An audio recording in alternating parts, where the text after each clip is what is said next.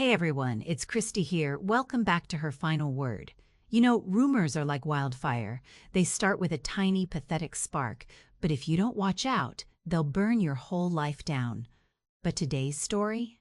It's a masterclass in letting your enemies light the fire, only to realize they're the ones trapped inside the burning building. It was sent to me by a woman named Talia, a legendary actress who proved that class always outlives malice. Before we dive into how she systematically dismantled a Hollywood snake, I want to ask you something. Lies travel fast, but I want to see how far our community reaches. Drop your city in the comments below. But tell me, is your hometown known for warm hospitality, or is it the kind of place where neighbors whisper behind closed doors? Let me know where you're watching from.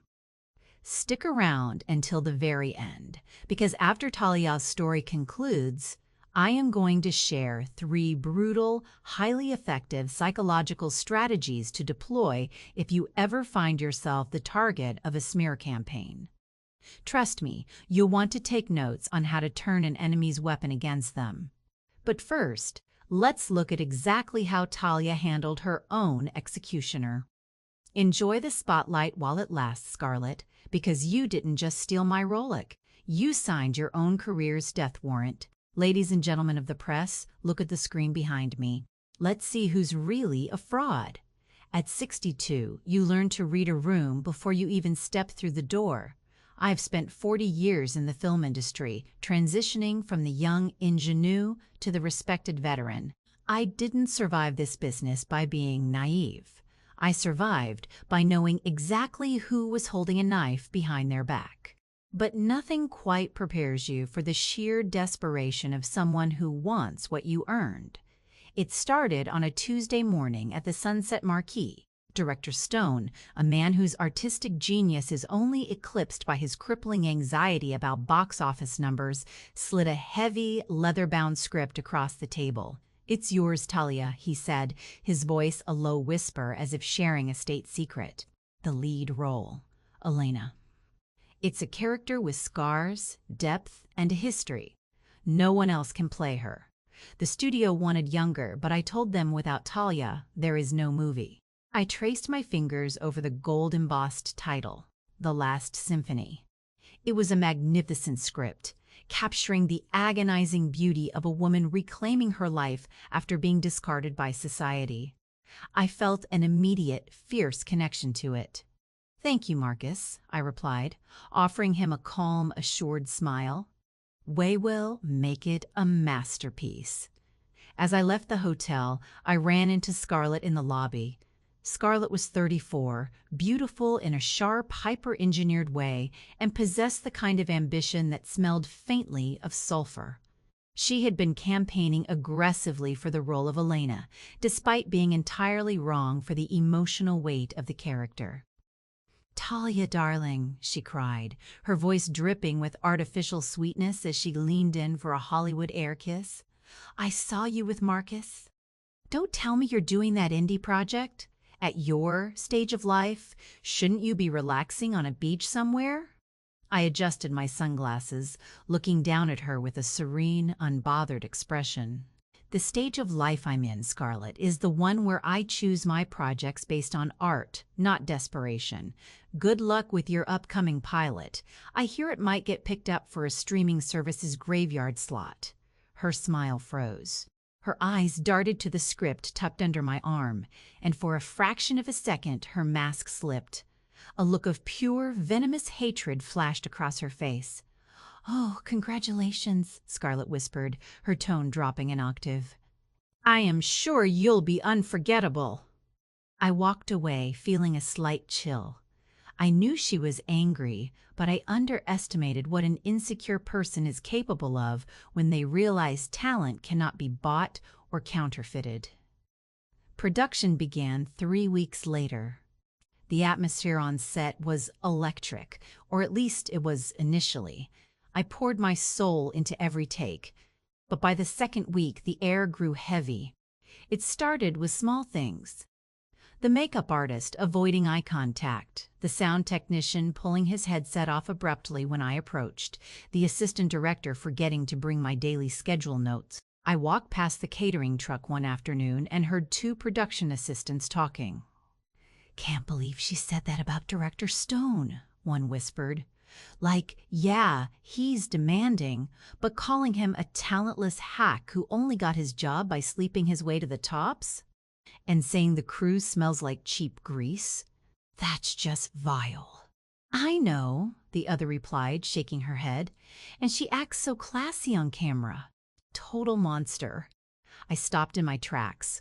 My heart hammered against my ribs, not from fear, but from absolute bewilderment. I had never said anything of the sort. I respected Marcus immensely, and I always treated the crew with the utmost dignity. They are the backbone of any film. That evening, my agent, Kevin, called my private line. His voice was frantic. "Talia, have you seen the internet? You need to look at Deadline and TMZ right now." "Kevin, breathe. What are you talking about?" "There's a leaked video, Talia. It's from a hidden camera in a dressing room. It looks like you, it sounds exactly like you, and you are absolutely ripping Marcus, the producers, and the entire crew to shreds. You're using slurs, you're throwing tantrums. It looks horrific." My blood ran cold. I opened my laptop, my hands trembling slightly as I typed in the search query. There it was, a grainy, low-light video titled "E-Exclusive, Hollywood Legend Talia Shows Her True Colors Behind the Scenes." I clicked play. The woman in the video wore the exact wardrobe I had worn on day 3 of shooting. She was sitting in a dimly lit trailer, smoking a cigarette, which I haven't done in 20 years, and snarling into a phone. "Marcus is an amateur," the voice in the video sneered. It sounded exactly like my voice, the cadence, the slight rasp, the inflection. "He doesn't know how to direct a traffic stop, let alone a feature film. And the crew? A bunch of unwashed, overpaid union leeches. Acom only doing this garbage movie for the paycheck, then Acom leaving these losers behind." The video cut to black. The comment section was a literal war zone. "Cancel her. Old hag thinks she's royalty. Boycott the Last Symphony." I closed the laptop, staring into the dark room. It was a deepfake, an incredibly sophisticated, highly funded deepfake, and I knew exactly whose signature was written all over it. The next 48 hours were a masterclass in modern execution. The culture of cancellation moves at the speed of light, fueled by a collective hunger for destruction. Brands I had worked with for a decade released sterile statements distancing themselves from me. The studio executives panicked. On Thursday morning, I received a text from Director Stone. "Talia, we need to pause. Meet me at the studio office at 2:00 p.m. Please use the back entrance." When I arrived, the atmosphere was like a funeral. Marcus couldn't look me in the eye. He looked deeply hurt, betrayed, and exhausted. Beside him sat the studio head, a ruthless man named Vance, and to my utter lack of surprise, Scarlett was sitting in the corner, looking devastatingly sympathetic. "Talia," Marcus began, his voice cracking. "I don't know what to say. After everything we discussed, after the trust I put in you, Marcus, look at me," I said, my voice steady, cutting through the thick tension. "That video is an absolute fabrication. I have never smoked in that trailer, I have never uttered those words, and I would never disrespect you or our crew. It's an AI-generated deepfake." Scarlett let out a soft, theatrical sigh, covering her mouth. "Talia, please. We all want to believe you, but the forensics on the audio match your exact vocal pattern. It's all over the news. The crew is threatening to walk off the set if you remain. The film is going to be ruined." "We have to replace you, Talia," Vance said coldly, leaning forward. "The investors are pulling out unless we make a radical change. We need someone who can save the project, someone who represents solidarity with the crew." "And let me guess," I said, turning my gaze slowly toward Scarlett, who was doing a miserable job of hiding her triumphant smirk. "The savior just happens to be ready to step in?" "Scarlett has graciously agreed to take over the role of Elena," Vance confirmed. We are holding a major press conference tomorrow morning to announce the transition and address the controversy. We expect you to release a statement announcing your retirement due to personal health reasons to keep things clean." I looked at Marcus one last time. He looked away, completely broken by the lie. I looked at Scarlett. She gave me a tiny, imperceptible "not ya," silent. I won. I stood up, smoothing down my blazer. "I won't be releasing any statement about my health, Vance, but I will be at that press conference tomorrow. I think the public deserves to know the absolute truth." "Talia, don't make this uglier than it already is," Vance warned. I smiled, a genuine, chilling smile that made Scarlett's eyes widen slightly. "Oh, Vance, it hasn't even begun to get ugly yet." The ballroom of the Four Seasons was packed to maximum capacity. Every major entertainment outlet, every independent journalist, and dozens of cameras were focused on the stage. Scarlett sat in the center, wearing a modest, elegant cream dress, looking the epitome of grace and humility. "We are turning a dark chapter into a beautiful new beginning," Scarlett told the microphone, her voice trembling with manufactured emotion. "The role of Elena requires a deep connection to humanity, and while I am heartbroken over the circumstances regarding Talia's departure, I promise to honor the crew, honor Director Stone, and pour my heart into this magnificent story." The applause was polite but heavy with the lingering scent of scandal. "We will now take a few questions," the PR representative announced. Before anyone could raise a hand, the heavy double doors at the back of the ballroom swung open. The sound echoed through the hall. Every camera turned simultaneously. I walked down the center aisle. I wasn't wearing black like a woman in mourning. I wore a sharp, custom-tailored scarlet suit.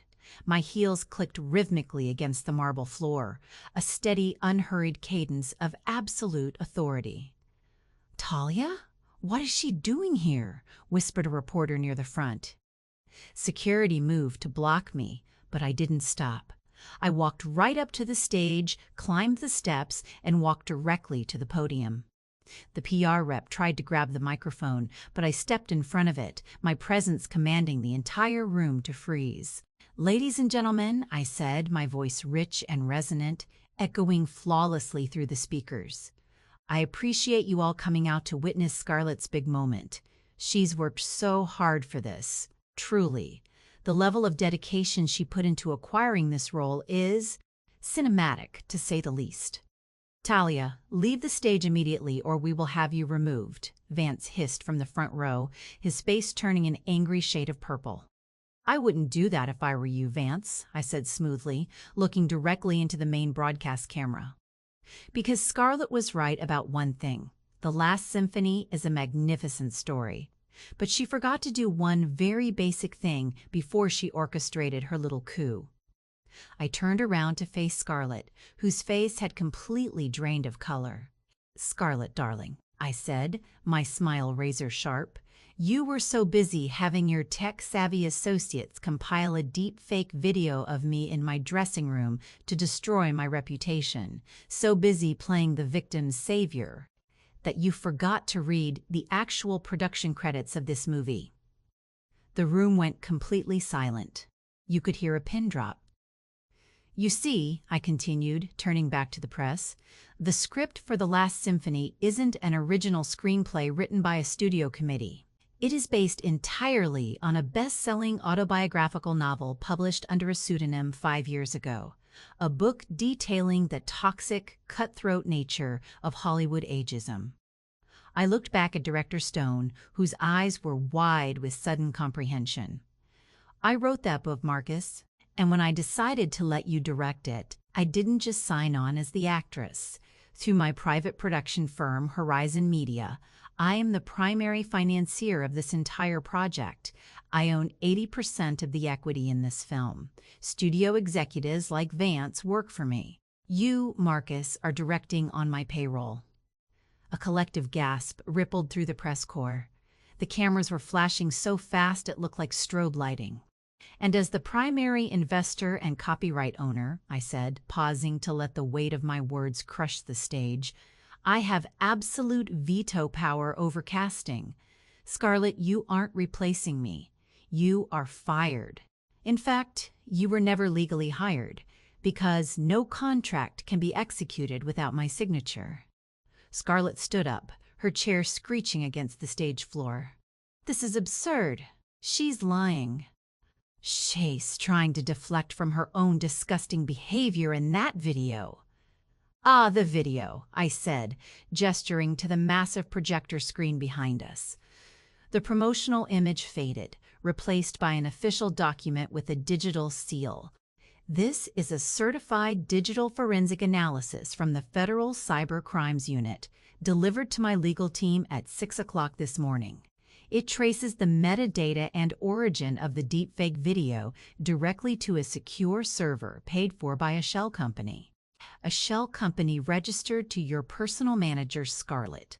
The IP address used to upload the video belongs to your primary residence in Malibu." The reporters practically erupted, shouting questions, leaning over the barricades.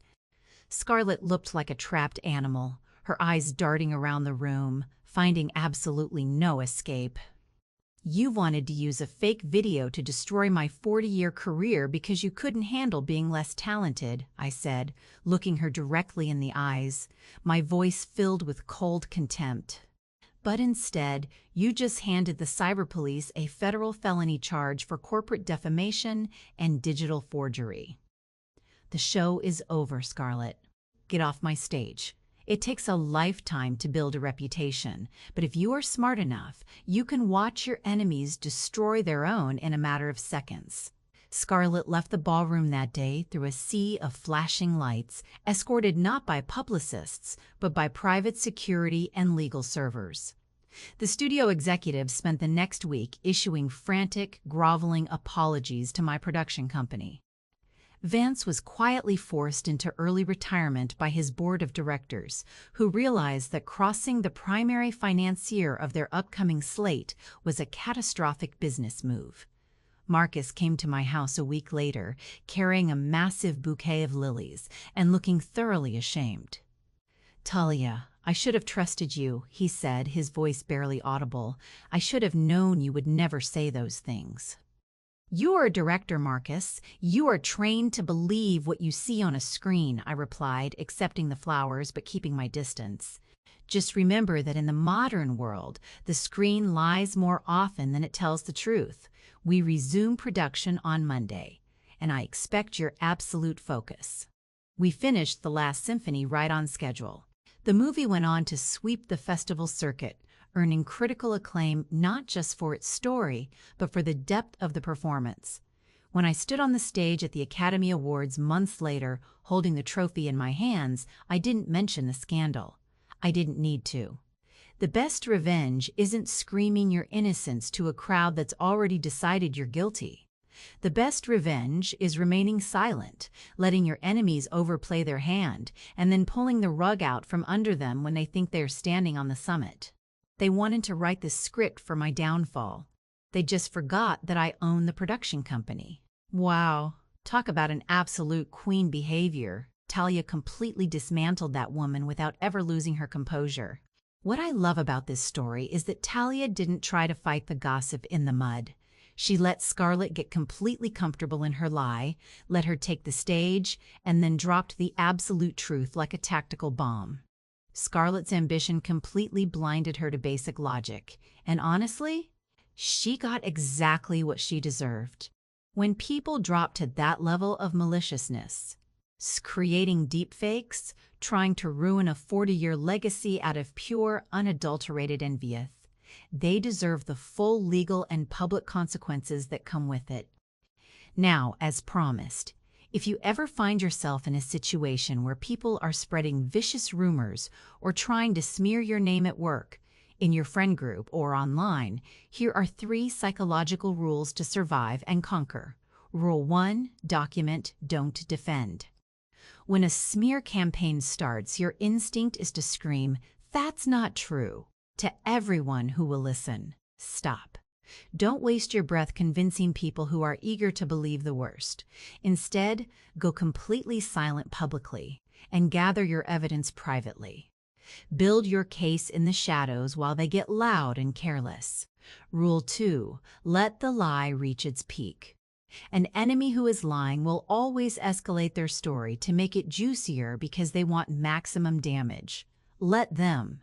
The bigger the lie, the harder it crashes when the truth comes out. Wait for them to overextend themselves before you present your proof. Rule 3. Cut the oxygen. Rumors survive on your emotional reaction. If you get angry, cry, or lash out, you give the gossipers the validation they want. When you act entirely unbothered, you drive them crazy, forcing them to make sloppy mistakes that eventually expose their true motives. If you were in Talia's shoes, would you have handled that press conference publicly to completely break Scarlett's career? Or would you have done it quietly behind and closed doors through lawyers? Let me know in the comments below. I want to see how ruthless you guys can be when protecting your reputation. Don't forget to like this video, hit subscribe to Her Final Word, and I'll see you in the next story.